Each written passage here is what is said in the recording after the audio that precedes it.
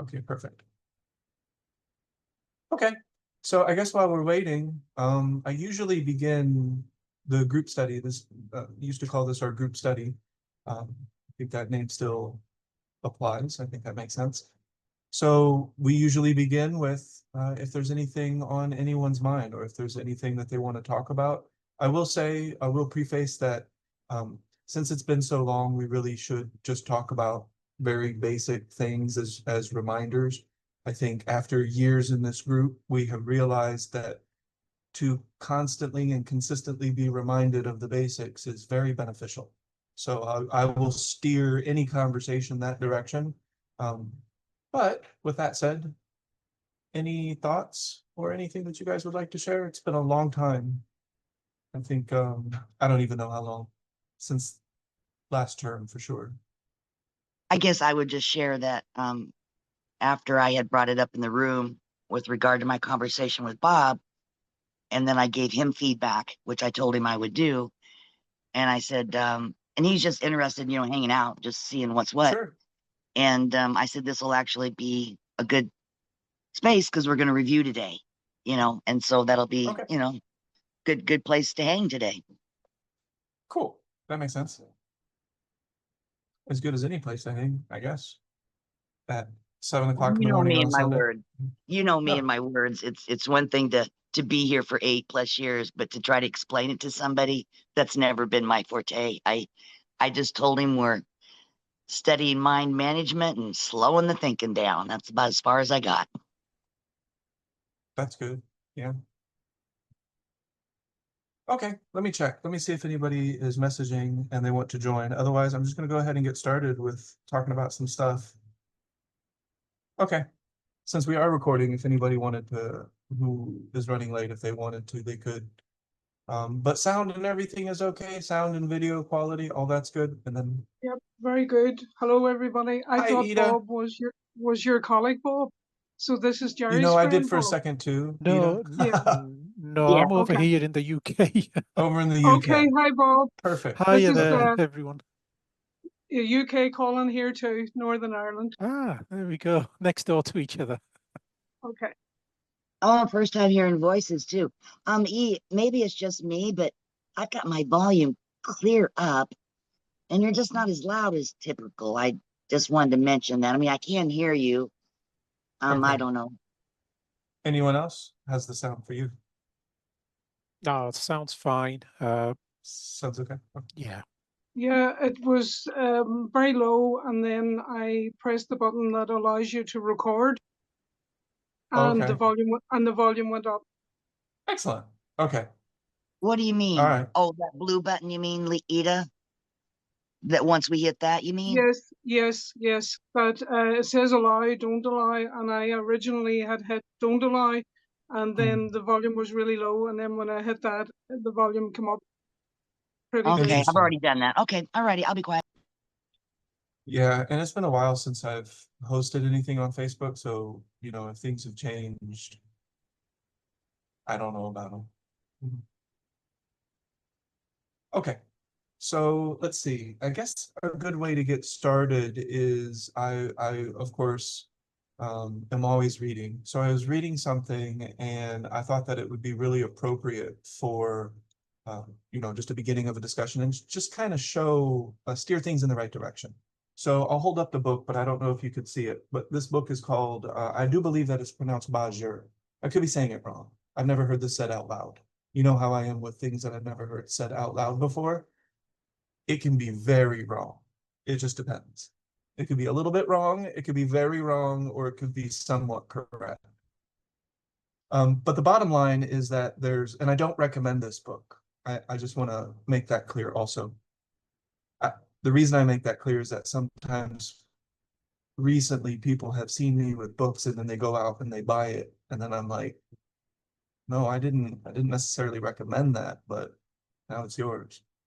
So in this book, it has a description of what it calls the three lucks. It doesn't say plural, it's just luck.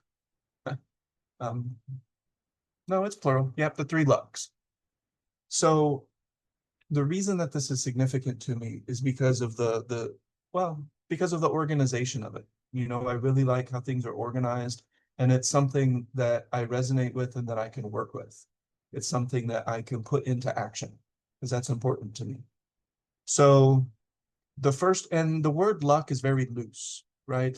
We're making a translation from a very ancient language to a very different modern language, and concept isn't easily translated. So especially one-to-one word is a very difficult thing to do when you're trying to translate.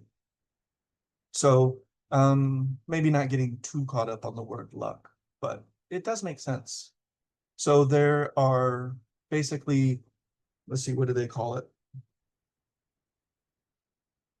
I don't want to use the words it doesn't use. So it would refer to the first as heavenly luck. So I understand this in Chinese medicine as pre-heaven, post-heaven, essence, and then qi. But I don't want to get it too much into Chinese medicine because, of course, that can get confusing. But basically that there's three types of luck.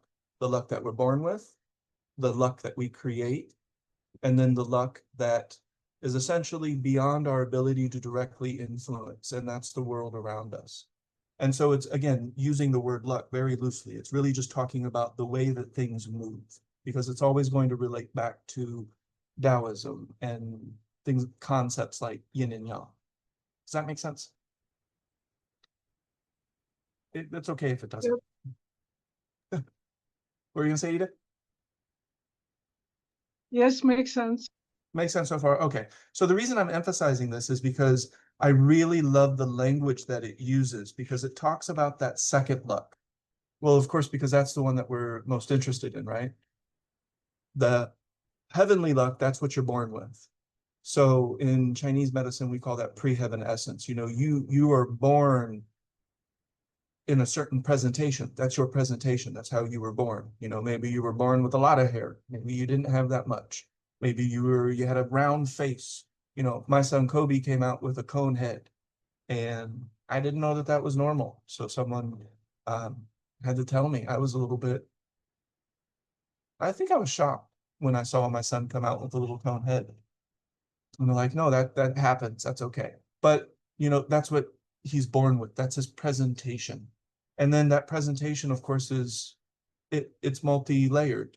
It's physical, it's emotional, it's still spiritual when you're born. Of course, you're not void of spirit. So still spirits involved. So that's what we're born with. I think another analogy is it's the cards that you're dealt, right? You can't directly influence that. You shouldn't be able to, in a fair game of cards, be able to influence the cards that you're given. That's the cards that you're given. That's easy to understand. And then you're given more cards in the poker game after you've started. Those are the additional cards that you're given, should be equally beyond your ability to directly influence. But what we want to most focus on, because it's really the only, well, I wouldn't say it's the only thing we can focus on, but especially in the beginning, the only thing that we want to really focus on is that middle, which is the human, which is what we create. And what I really like about this book is it uses one of my favorite words. Okay, so I'll just read it. I mean, Serge Augier is the name of the author. Man luck, of course, man, you know, this is dating back, so it's still, man luck is what we actually can do for ourselves, a personal practice. See, just that sentence, I could just stop there. I don't read that. I don't have to read the whole thing. Yeah, I don't have to read the whole thing. That's it, practice. A personal practice. So that shouldn't surprise anybody that that resonates with me, personal practice. So I like that, you know, I think it makes sense. I like the way that it organizes it. It relates to Chinese medicine because BaZi, of course, is, it's going to relate back to Chinese medicine because it relates back to those basic principles of yin and yang, of the division of things, you could say. So does that make sense? It's directly relating what we can influence with practice as if they're directly proportional. And of course, I think they are. Always practicing the practice. And that shouldn't sound new. That should be a very well-developed idea at this point, that the practice is something that we do until, and I use the optimistic 110 years old gardening. You know, I'm still going to be doing, where is my mind? Where is my intention? Where is my breath? How am I adapting to situations as they change? Or do I even know? Am I even aware of that? Or am I just generating some, you know, some gossip? Because, you know, I think that I have to assume that people think about gossip a lot, because there's a lot of gossip drama. I have to assume, I don't know. I have no idea what people think. Okay, lots of good mornings. Developing our personal practice is exactly what we've been doing here. That's all we've been. Well, I would say that there's times that we do get sometimes philosophical, which I think is fun sometimes. But I don't like empty philosophy that doesn't lead to something that I can do, because if it leads to something that I can do, then I can generate a degree of tangibility in my life experience. And I could talk about some of that tangibility as well. Some people like to lead with the tangibility, like you're trying to reel somebody in. That's weird. If I may, Mhm. and we know that my edit button isn't very much there anymore. You talked about review. You wanted to review today. So you're the one that does it best. I guess I'm thinking with Bob in mind, how, if you're going to review for us, how would you be reviewing for a new person in the room as well? I mean, I know what you're talking about because I've been here for 8 years. Yeah, so, you know, yeah, I hear you. Or I mean, I know what you're referring to, but if we're going to review, and this is a question, because you had said, you know, I really would like to review the basics or something. I'd have to go back and read it. So I guess that's my inquiry. Yeah. Yeah, I would just say let this develop for a few more minutes, because I got you. Yeah, there's going to be some basics. So yeah, exactly what you said in your message, though. You know, developing our personal practice is the basics, and that's, you know, what I think that a person who is stepping into this room for the first time would most need to know, that we're talking about personal practice, you know, a personal attention practice. Sometimes we talk about movement practices. Sometimes we talk about organized specific meditation types of practices. Sometimes we talk about like art practices and creative practices, but we talk about, and what is a practice? A practice is an organized structure. It's like a functional grouping of things so that you can, well, using the word things isn't a very good explanation, but yeah, it's a functional grouping. You organize things in a way that they're functional and you can work with them to achieve a desired result. And yeah, we could talk about desired results, but that would deviate a little bit from fundamental principles. Okay, so fundamentally, like that's one of the first things I would want anybody to know. You know, why are you here? Well, I think most of us are here because we have an attention practice. And we know that when we come together, we remind ourselves of our practice, we refine our practice, we give ourselves ideas. So I think that's all kind of answering Jerry's question. That's the point of coming together. And I think that's a good place to start, is with the word practice. And that also emphasizes what I want to talk about, because that's what I'm qualified to share, right? Like, I'm okay talking about like opinions and my philosophies, and that stuff is cool over coffee and whatever. But what I most want, the ripple in the pond that I want to leave, are tangible ways for a person to learn how to focus their attention and then do what they want with that. I want a mind that can easily access ease, and not necessarily comfort, because I have been in very uncomfortable situations recently. So it's not just about comfort, but it's about the least resistance. It's about climbing that difficult mountain in the most efficient way possible. Still going to be tired at the top, still a difficult process, but I'm going to do it in the most efficient way, which is what we used to call maximizing. Okay, so point number one for the basics. This is a practice. This is something that we do. This isn't something that we just talk about. And I think that's really important. And, I'll mention that one of the individuals, we have a lot of individuals here who have been very consistent with our group studies, but for a lot of months, maybe a couple years, Gene was here every single morning, and he was one of the first ones to log in. And I would always begin with hygiene, and then we would remark or we wouldn't about how that sounds like the word hygiene, to be clean or to not be clean. But that's one of the things that Gene and I would always talk about is what are the practice points? Like, what are the physical, tangible things that I'm supposed to be doing? What am I doing here? Like, we talk about stuff and I feel inspired and I feel good, but what are we actually doing? And then, so that's the basics. What we're doing is we're doing a practice of attention. And I'm going to explain that practice, and I'll do it explaining how I do it, because it's an organization. It's not magic. It's not, and I think most of us know this, it's not magic. It's not something that has never been done before. That's all absurd. People have been aware and been able to focus their mind for thousands and thousands of years. Of course, in our modern times, the focus of attention on attention isn't there, right? So this isn't something that we really talk much about, is how do I direct my mind, right?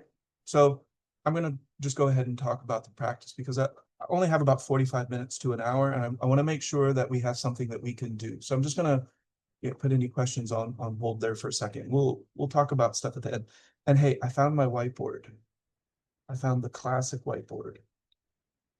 So I'm going to use the whiteboard real quick, because I think that's a nice illustration. I can show you what we're talking about.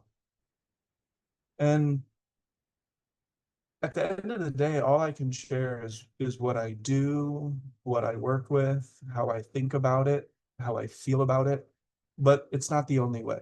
So that's just my disclaimer. And if anybody does their practice exactly like mine, exactly like they're trying to copy it, that's not it. Like that's not what we do. So let's just talk about some of these fundamental principles of the practice, of the physical practice itself. How do you do this practice? I think I do exist. I'm gonna do new whiteboard and use classic whiteboard. Hey, classic whiteboard. All right, so I'm gonna use some arrows, and I'm gonna draw 4 different directions. Medicine is a form of functional grouping. They group the body into systems. We have cardiovascular systems, into pulmonary systems, all kinds of systems, right? Skeletal system, muscular system, like there's all these systems. It's just functional grouping. They're just putting things in categories so that they can work with it. And by work with it, I mean do stuff, such as surgery and health-related things. All right, so I've created 4 directions, and I'm making 4 boxes.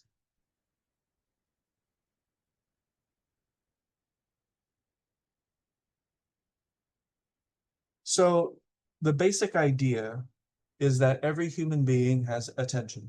We're working with it constantly. It's always there. So I'm not going to get that basic, because that's a little bit more, that's not necessarily how to do the practice. That would be more why to do the practice. What is the practice? And that'll be in a book someday. But the little dot in the center represents human attention. And I've given a good definition. I've used textbook definitions of attention, but basically it's the mind's ability to isolate aspects of its environment. And that's not always a purposeful process, like a deliberate, intentional process, but it's always happening. So that's attention, is the little dot in the middle.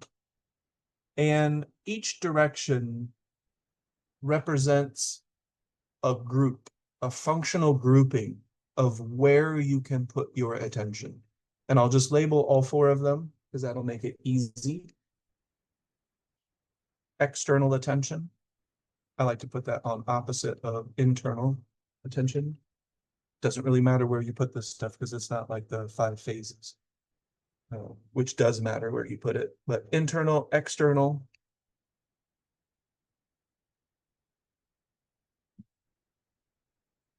Someone might say earnest cognition. This is all just, you know, you just made this up. And the answer is yes. I did. I just made this up. I made it up so that I could remember it. I made it up so that I could do it. And I made it up so that I could share it.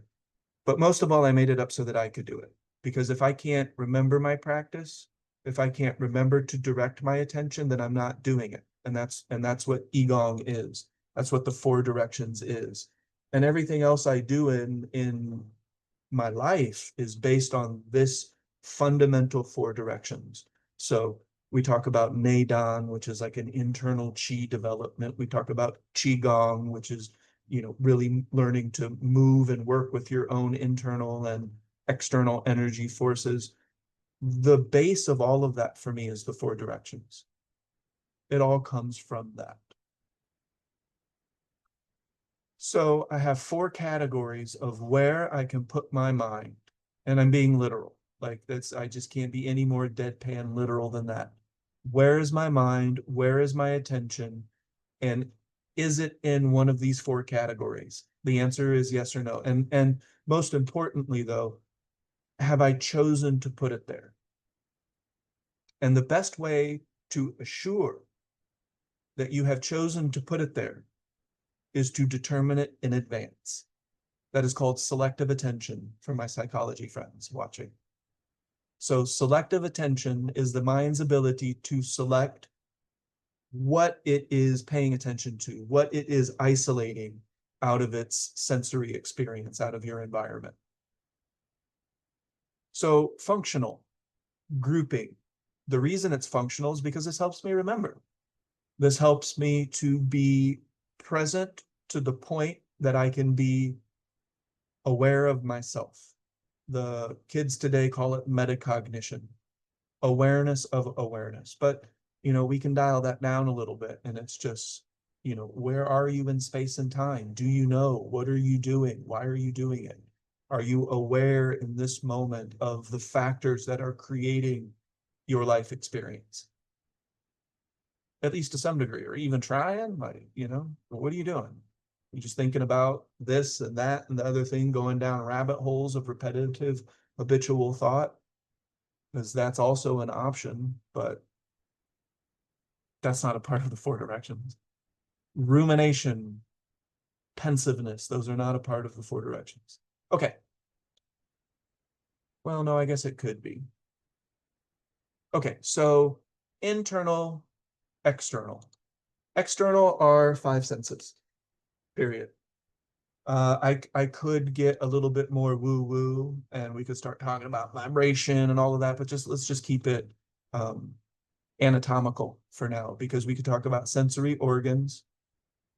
And ironically, we call it external, but, you know, the assemblage of perception is an internal chemical process. So, but we still call it external because what we think that we're observing is outside of us.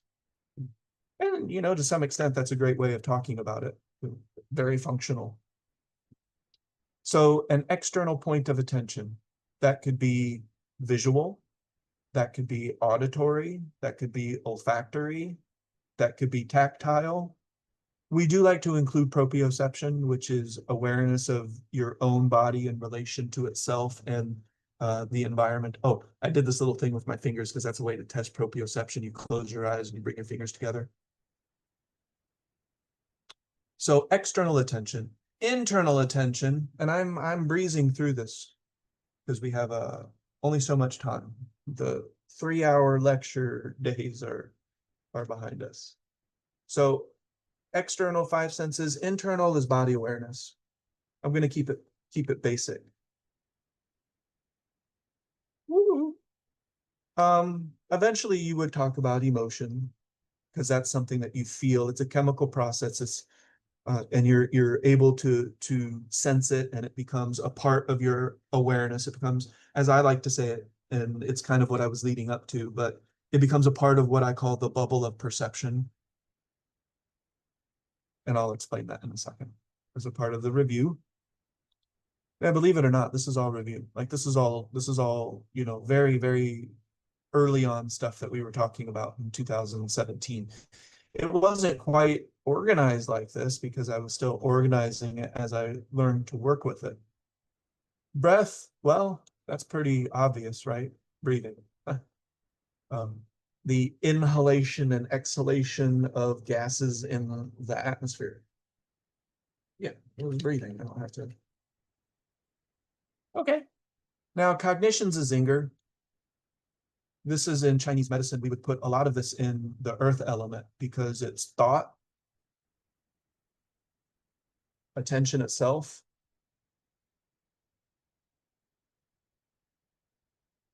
imagination, logic, reason.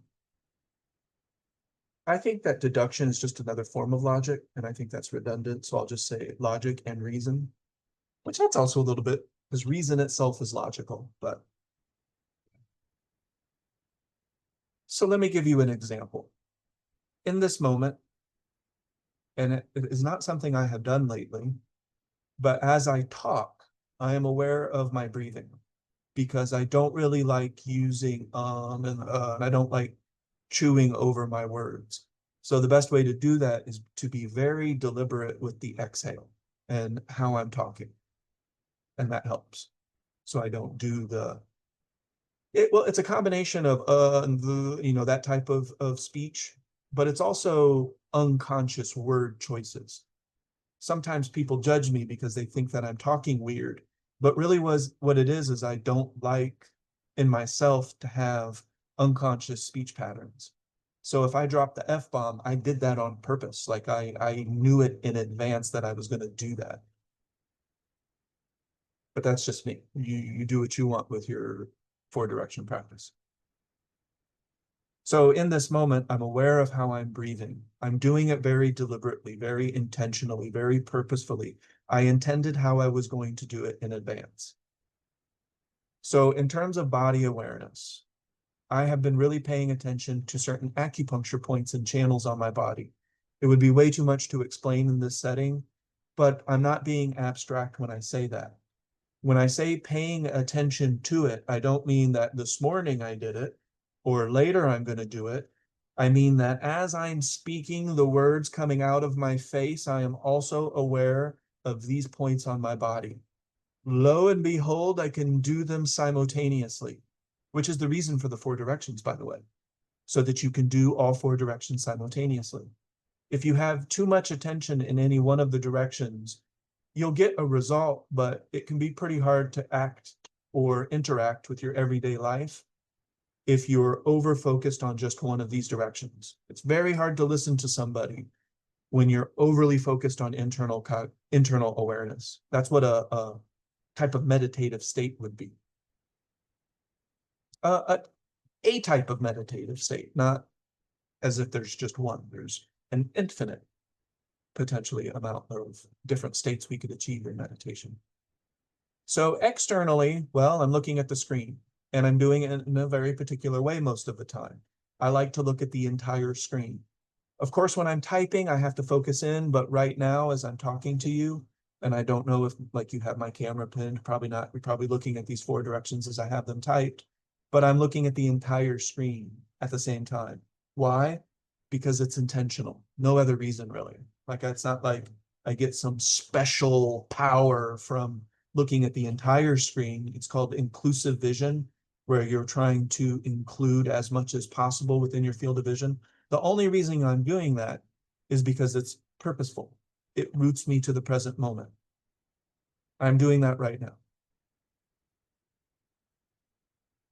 Now, in terms of cognition, it is thought because I'm talking, which primarily involves a couple different centers of the brain, processing and issuing and understanding verbal language. We use the same centers of our brain to talk as we do to talk to ourselves. And after a couple hundred hours of anatomy and physiology, I absolutely know that that's true. I've been tested on it. So in this moment, my focus is on certain thought processes. And I'm doing that intentionally, of course, because I'm hosting a Zoom meeting on the 4 directions. So that makes sense why my attention would be there. If I wasn't doing this, I would probably be doing something very different with my attention in terms of the cognitive direction.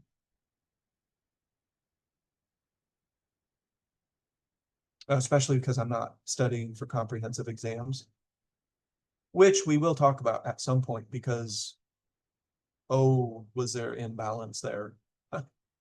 I had to think in words way more than I prefer. If I wanted to do well, I had to do that. So these are the 4 directions of attention. Why do I do this? So that I can remember it. Why did I make this into the 4 directions? So that I can remember it and so that I can do multiple directions at once without overloading any one direction, making it very difficult to interact with my everyday life. Because when do we do this practice? When do I do this practice? All the time. Literally, I am in one of these 4 directions all of the time. Even in my worst of worsts, these past 3 months with studying for comprehensive exams and final exams and, all of the emotion and energy outside of me that's moving that goes along with that, I was still able to maintain at least one direction of attention. I would have quit or got really angry at the system had I not had a practice in place. And of course, this is the foundation of what I call warrior practice or the warrior spirit. And that's something totally different. But all of the things that I do come from this root of where is my mind? Have I put it there intentionally? Am I present? Am I aware of my body, my mind, and my energy in this moment? The answer is yes or no. It can be 2 degrees.